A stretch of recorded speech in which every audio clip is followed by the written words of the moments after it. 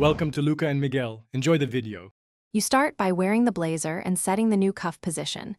This is critical so sleeves hang naturally. Once pinned, measure from the shoulder seam to each pin and write down both lengths so you can match them. Make a small mark inside the sleeve and add a 1/2 inch seam allowance for pressing and temporary stitching. This extra fabric saves you from cutting. Make sure to label left and right. It prevents swapping and keeps proportions consistent. You now need access to the interior without cutting outer fabric.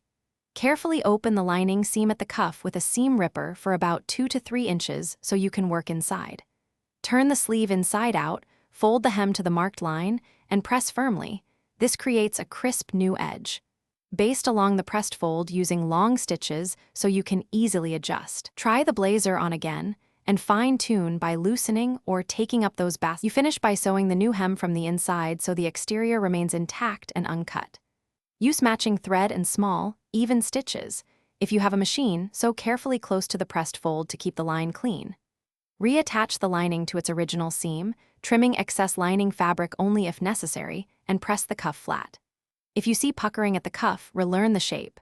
Repress, rebaste with a slightly larger seam allowance, and then resew to smooth the finish.